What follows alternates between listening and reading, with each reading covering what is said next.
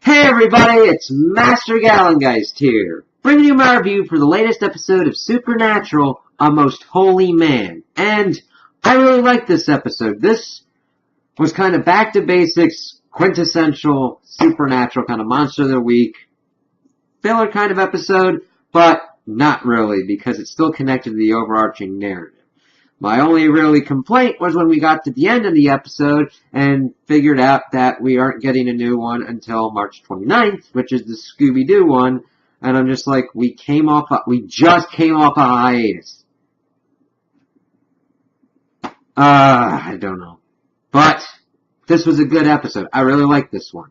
So, we kind of get into what they're kind of doing. We get back to the lowdown of the 4 ingredients I need.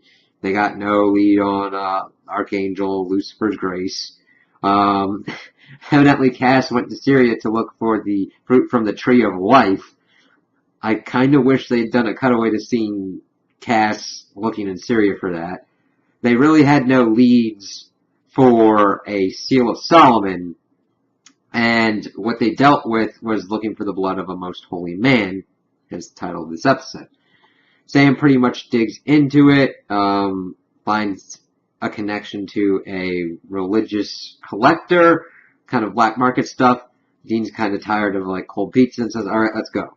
So, we get into it, and this episode kind of feels kind of noir-y, kind of mafia kind of thing that's going on.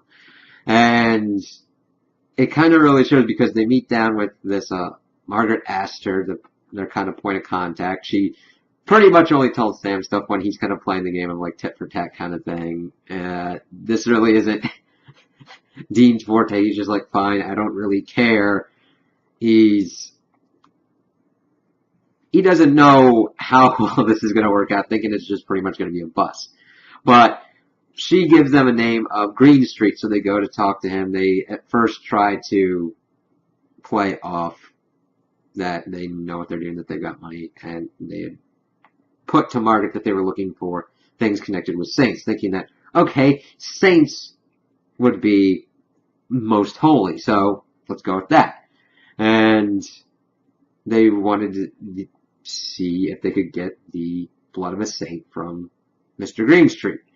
He, of course, tells them to go screw off, but then he's like, well, there's this item that's going to be coming in, the Skull of St. Peter, and we've seen in the beginning of the episode this one dude breaking into a monastery and stealing the Skull of St. Peter. So he's putting it up to them to pretty much go, okay, you get me the skull, I'll give you the blood of St. Ignatius. So it's like, okay. And Sam and Dean are kind of talking outside. It's like, well, this is kind of bad.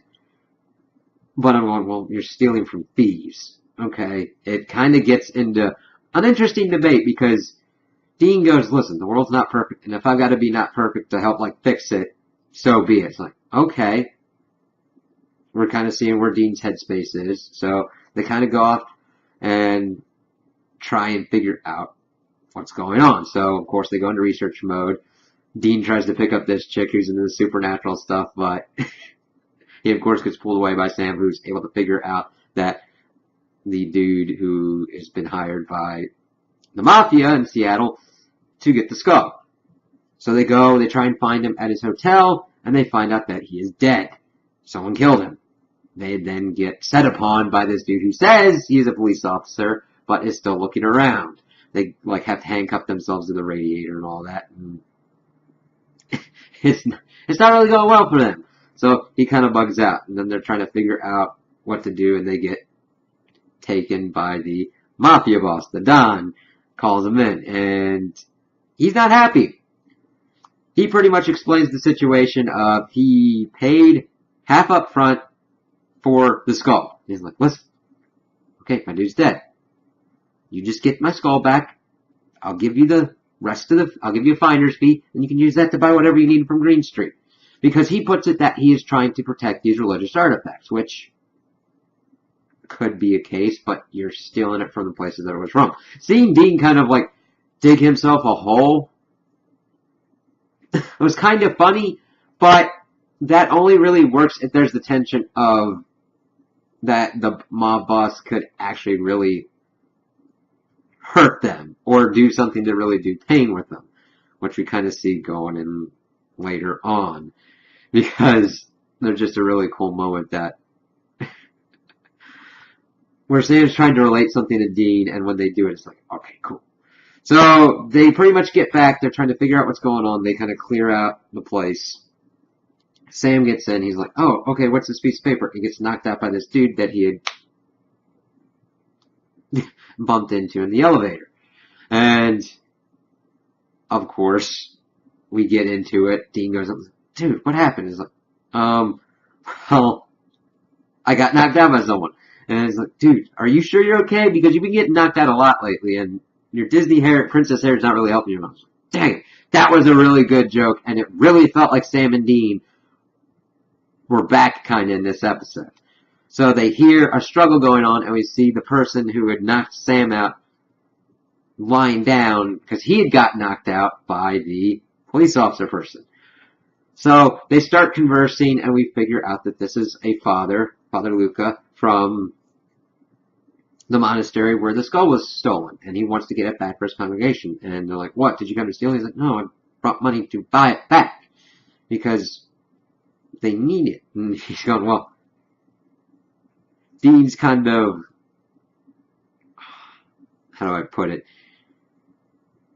He knows that the world's not perfect and all that, and he kind of brings us up to Father Luca, and Father Luca goes, yeah, so that's why we've got to change it, and these things that give people faith are very important, and we just need to try and not play by these rules of people in power doing all this kind of crap. And then Sam's going, well, let's do this. We'll get the skull back for you. And then Dean's like, what's going on? And he goes, listen, let me relate it to you like this. What if somebody stole the Impala? He goes, murder. Yeah. And this was perfect, and kind of wanted me to go for them to do, at least in the future, a kind of John Wick thing where somebody does steal the Impala, and Dean goes John Wick on that. Because he goes murder.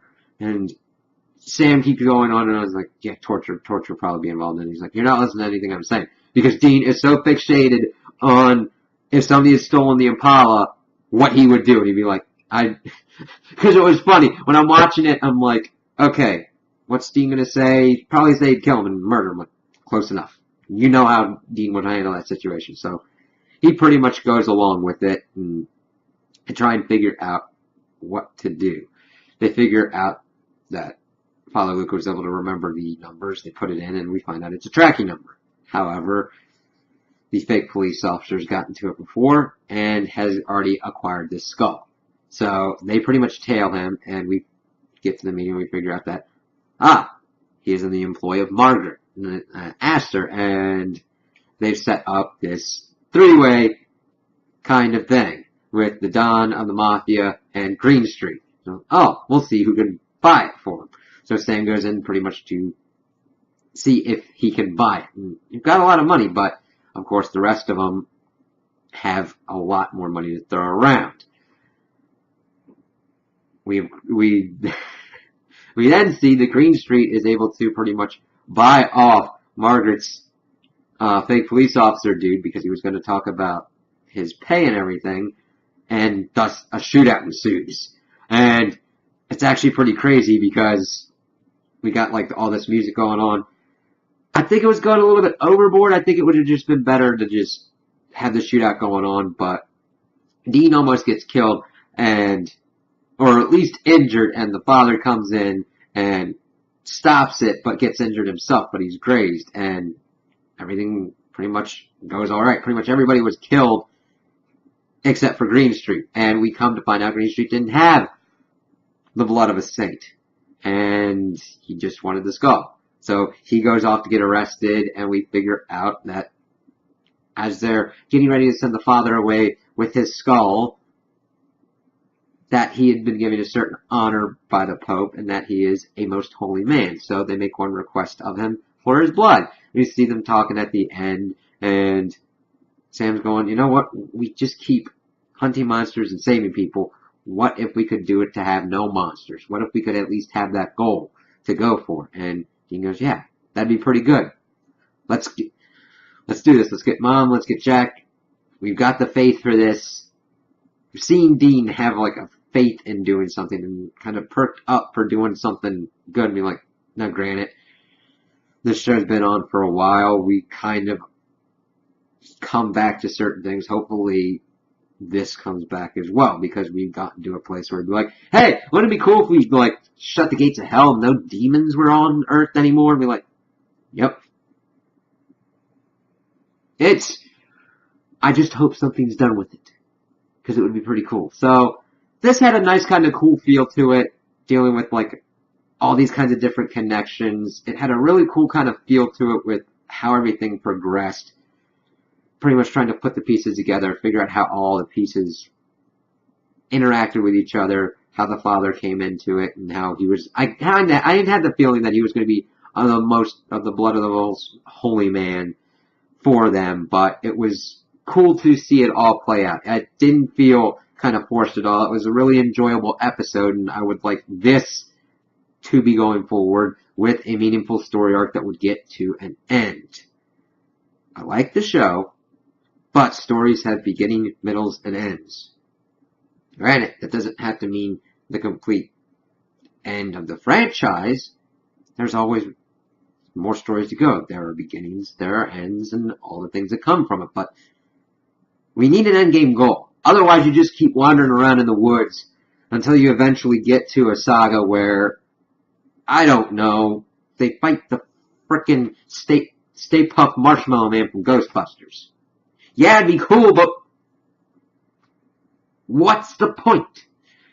So hopefully we get that, because this is going good to getting to get to Jack, get to Mary from this side. So we'll have to see how they go on that side. We didn't, how Jack and Mary are trying to get to them. We didn't get anything on Lucifer or Asmodeus, but we'll have to see how that comes up going in the future episodes. So those are my opinions on the episode. Tell me what you guys think in the comments below. If you liked it, if you didn't like it, if you agree with me, if you disagree with me. Also like and subscribe, and I hope you have a good day.